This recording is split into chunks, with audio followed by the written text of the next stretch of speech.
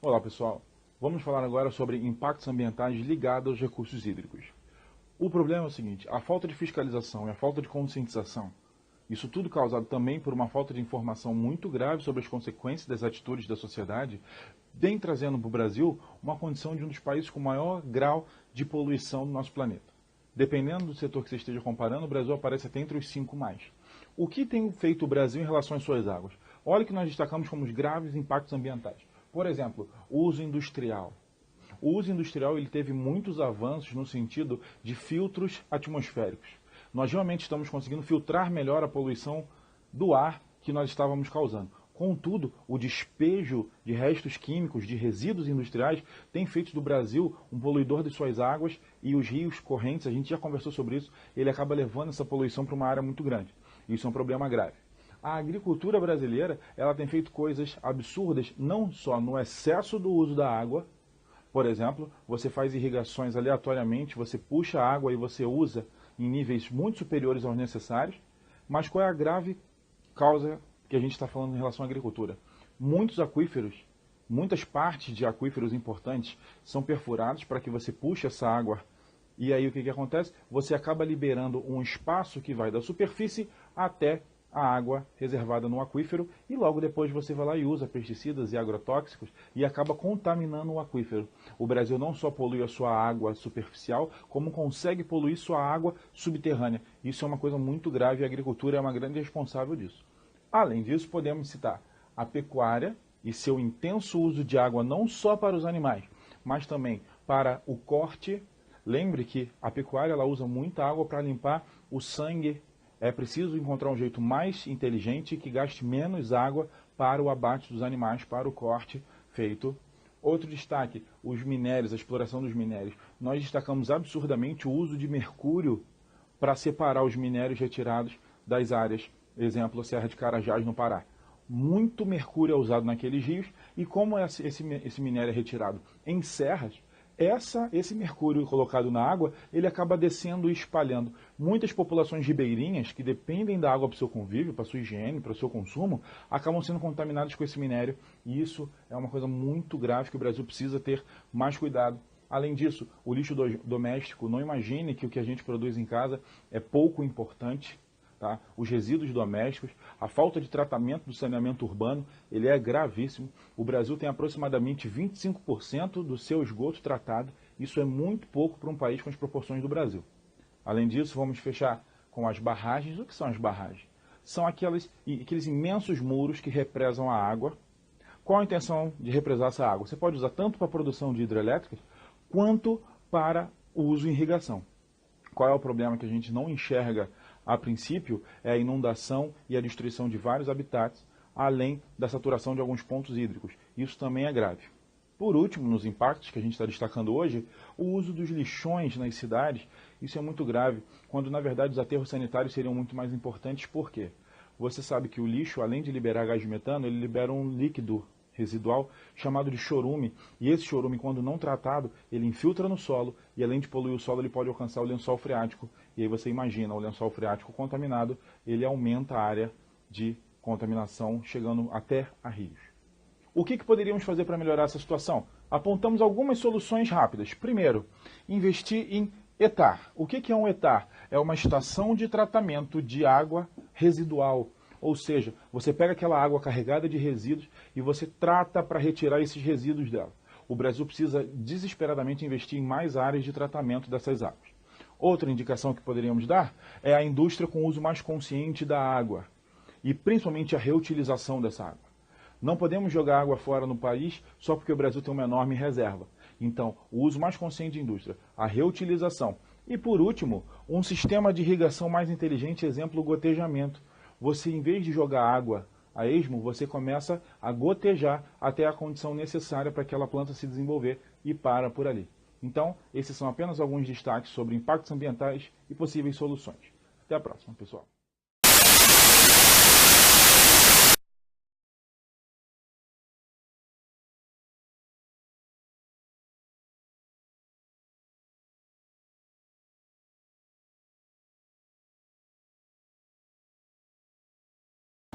Mudanças climáticas.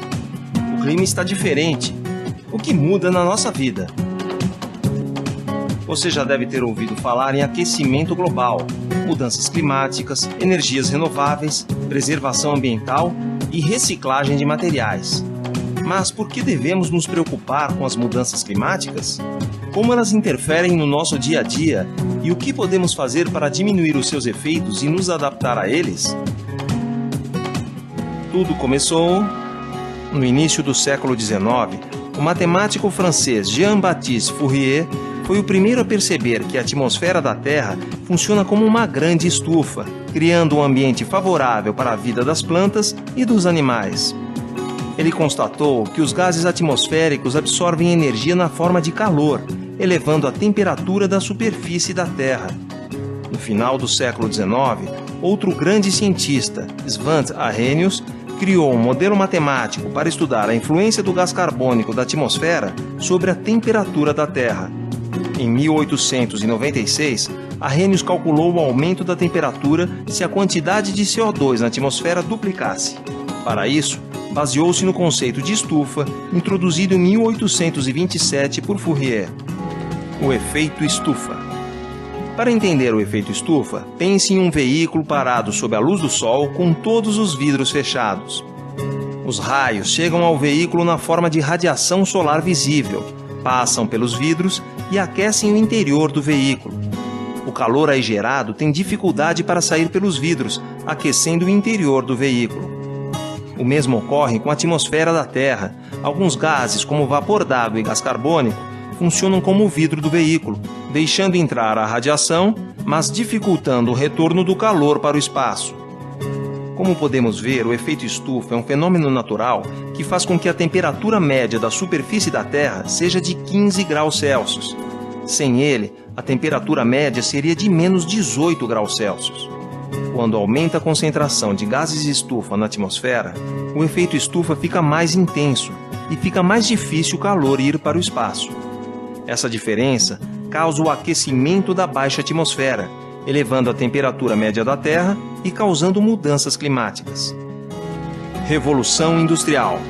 As mudanças climáticas causadas pelo homem estão associadas ao aumento da emissão de gases de efeito estufa por queima de combustíveis fósseis, queimadas, desmatamento, decomposição de lixo, entre outras causas. A partir do final do século XVIII e na segunda metade do século XX, houve uma expansão da produção industrial, causando o aumento da emissão de gases de efeito estufa. Existem fortes indícios de que o clima está de fato mudando. As últimas 2 décadas foram as mais quentes dos últimos 1000 anos. As projeções do Painel Intergovernamental de Mudanças Climáticas, o IPCC, indicam que nos próximos 100 anos poderá haver um aumento da temperatura média global entre 1,8 e 4 graus Celsius e um aumento do nível médio do mar entre 18 e 59 centímetros, o que pode afetar significativamente as atividades humanas e os ecossistemas terrestres. Aquecimento global. O aquecimento global tem impactos profundos, podendo causar a extinção de espécies animais e vegetais, alteração na frequência e intensidade de chuvas, elevação do nível do mar e intensificação de fenômenos meteorológicos como tempestades severas, inundações, vendavais, ondas de calor e secas prolongadas. As ações humanas têm interferido sobre o ambiente num ritmo muito acelerado. Estudos indicam que enquanto a temperatura média global subiu aproximadamente 5 graus Celsius em 10.000 anos, pode aumentar os mesmos 5 graus Celsius em apenas 200 anos se continuar o ritmo das últimas décadas. O homem está mudando o ambiente. A cada hora, 9.000 pessoas somam-se à população mundial. A cada hora, 4 milhões de toneladas de gás carbônico são emitidas. A cada hora, 3 espécies são extintas, 1000 vezes mais rápido do que os processos naturais. A cada hora, atividades humanas adicionam ao ambiente 1,7 milhões de quilos de nitrogênio reativo. A cada hora, 1.200 hectares de florestas são derrubados. Como isso afeta a nossa vida? Há 2 cenários extremos. Um com maiores emissões e, portanto, pessimista, e outro menos pessimista. O cenário pessimista estima um aumento da temperatura entre 4 e 6 graus Celsius, ocorrência de extremos de chuva e seca, alteração da distribuição das áreas dos biomas, alteração na biodiversidade, impactos na saúde da população, na agricultura e na geração de energia. O cenário menos pessimista prevê um aumento médio de temperatura de 1 grau Celsius a 3 graus Celsius e impactos parecidos com o cenário pessimista, só que em menores proporções. Como você pode ajudar? Muitos prejuízos causados pela ação indevida do homem na natureza são irreversíveis. As espécies que foram extintas nunca mais existirão, e a diminuição do grau de aquecimento global depende da vontade dos governos e das pessoas em reduzir a emissão dos gases de efeito estufa. Mas cabe a cada um de nós mudarmos nossos costumes para uma nova realidade de vida. Você pode ajudar bastante na conscientização de pessoas mais velhas, dos governantes e dos meios de comunicação. Construindo um novo planeta. Veja algumas dicas que você pode seguir e passar adiante. As áreas verdes são importantes para reduzir as temperaturas máximas. As árvores trazem sombra e frescor ao ambiente sem gasto de energia. Uma cidade com muitas áreas verdes é menos quente. Pintar telhados com tinta refletiva diminui a temperatura interna da construção. Uma cidade onde as casas têm mais jardins e quintais e menos áreas de asfalto e concreto também está mais protegida das inundações. O Brasil é um dos únicos países que fabrica automóveis do tipo flex, que funcionam com álcool ou gasolina. O álcool é menos poluente do que a gasolina, dê preferência a esse combustível. No Brasil, 58% das emissões de gases de efeito estufa são provenientes de queimadas e desmatamento. É fundamental encontrar caminhos para o desenvolvimento dos biomas sem degradar essas regiões. E quando você crescer? Você pode participar da preservação do planeta sendo um pesquisador da área de mudanças climáticas ou da área de ciências do sistema terrestre, ou um cidadão consciente de suas responsabilidades. Veja algumas questões para as quais os cientistas estão buscando respostas. Como enfrentar os grandes aumentos do nível do mar que ocorrerão por causa do derretimento do gelo continental? Como modificar e adaptar a agricultura à nova realidade ambiental? Como salvar espécies da fauna e da flora de uma possível extinção? Como preservar a biodiversidade da Amazônia, do Cerrado e da Caatinga, tão importante para o equilíbrio ambiental de todo o planeta? Como manter a qualidade de vida que conhecemos hoje sem aumentar o nível de emissão de gases de efeito estufa? Mudanças climáticas no INPE. As causas das mudanças ambientais e seus impactos são objeto de estudo do Instituto Nacional de Pesquisas Espaciais, o INPE. A área de ciência do sistema terrestre tem como um de seus objetivos gerar cenários que mostram as mudanças que poderão ocorrer no uso e na cobertura da Terra.